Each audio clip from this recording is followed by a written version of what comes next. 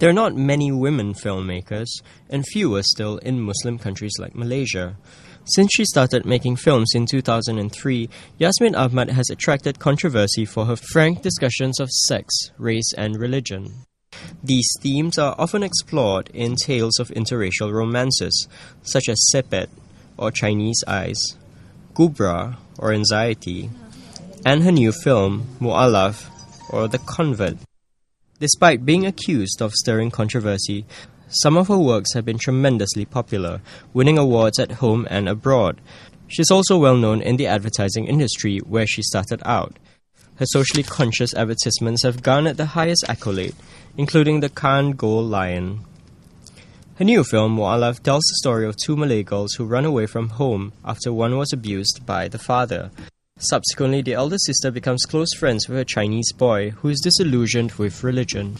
The title Muallaf means the convert, but Yasmin insists the story is not about religious conversion, and certainly the film does not make this clear. Rather, she says the conversion refers to a change of heart and mind on the part of the boy towards his parents. Why do you frequently examine the relationship between a romantic relationship between a Chinese boy and a Malay girl? Well, Rabun was about a very old couple who were very naughty. There's no Chinese there. Yes. Separate was about that. Yes. And so is Muallaf and Gubra to some extent. Yes.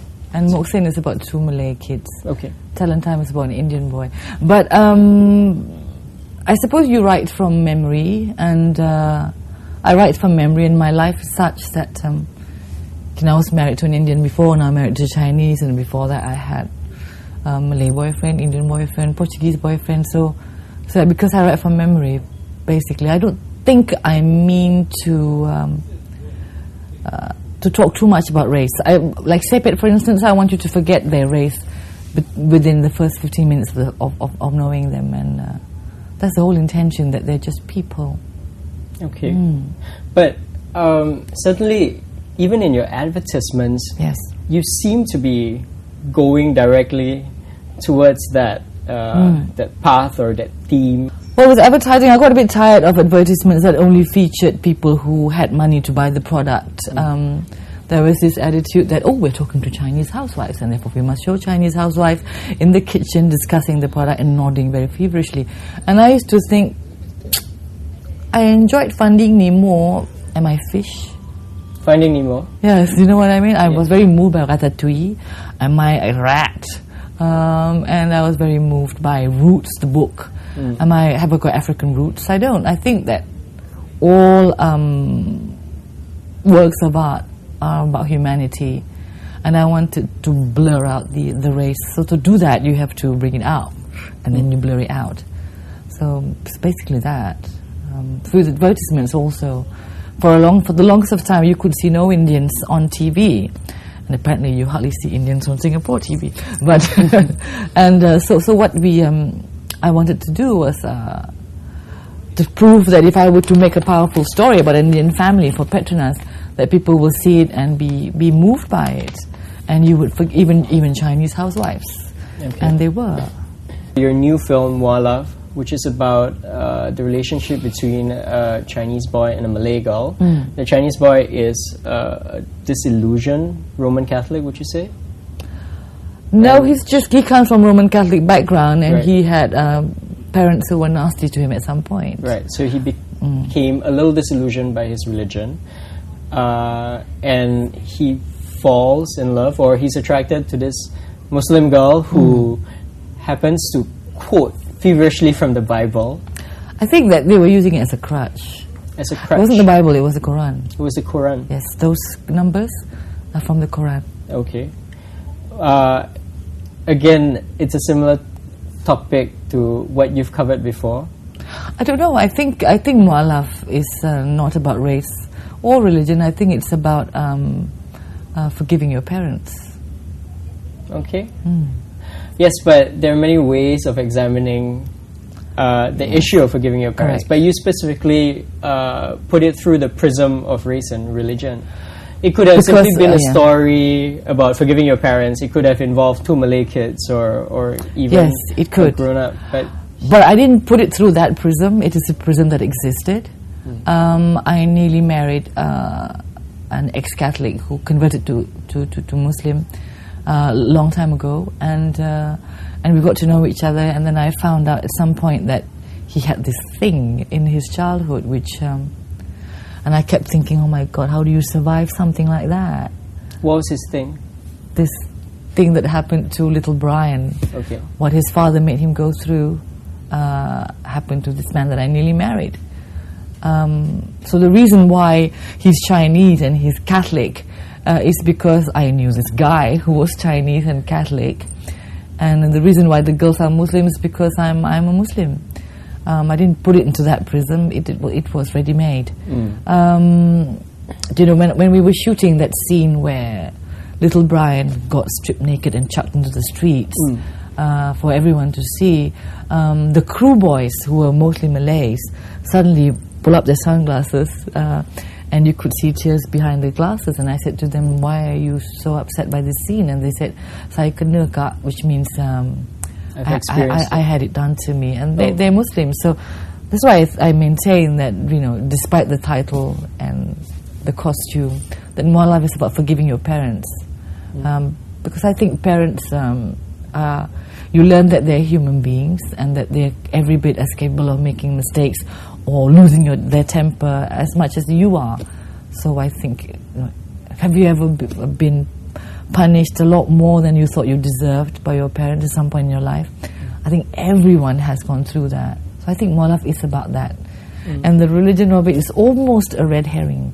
Yes. A red herring? Yes, I think okay. so. Yes. If it's a red herring, it's a very big red herring. Yes. Yes. Whether it's a critic or to an ordinary audience, it seems as if race and religion... It's what muallaf is about. Or quite a few of your other films too.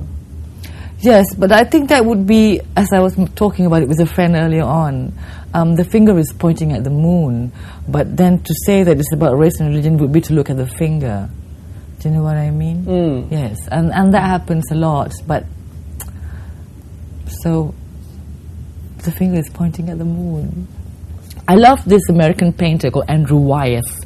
He used to paint the countryside, the American countryside, and he would paint being alone without being lonely. If you look him up, Andrew Wyeth, and he said, you know, he loved it when people called him up and said, you know, approached him and said, you know, I really love your work. And then they end up not discussing the painting, they end up discussing the feeling they had and the life they're living and how their father died. This is what I want to do. I want to make a film that make people go, you know what, I saw Mohsin and my friend fell in love with me once and I didn't know how to handle it. And maybe somebody might watch muallaf and they will see the moon instead of the finger and they will say, you know what, you know, my neighbor was punishing his anak so badly and this boy couldn't forgive his father and I wish he could come and see muallaf. Perhaps he might soften the blow. Yes. How do you find your inspiration for your stories and your characters? People, of course. Only ever people. And you make it a point to make friends with all and sundry? Yeah, I don't see why. Yes, because it'd be silly not to. Look at this ocean of minds and attitudes and hang-ups and hopes, and if you don't swim in it, what are we here for? What do you think is the most important quality to have in order to be a good director? Well, I can't call myself a good director, but... well, certainly a lot of people seem to think so. Your films have traveled to quite a few film festivals. And 2 things only. This is taught to me by my guru, a Thai guy. 2 things only. Anyone can direct a film. You point a camera at some people, you ask them to say some words, you have directed a film. But he said to be a good film director, you need to do 2 things. Number 1 is to knead, K-N-E-A-D, to knead and massage the story until it's powerful. Number 2, casting. Pick the right casting. He says if you do get these 2 things right, the film will direct itself. But of course, that's easier said than done. Yeah. Oh my God. Do you work with a very experienced crew or people that you've worked with for a long time? Yes. They've worked with me on commercials before. Same, anyway, the core team, cinematographer, editor, first assistant director, producers I changed a little bit, and most of my crew boys, it's the same. And, you know, we cry at the end of our shoots because we won't see each other for another few months kind of thing. They're very, very hardworking. I've got people from even Singapore who came and said they're like clockwork. We have lots of laughter, we eat a lot, but we shoot our films in 12 days.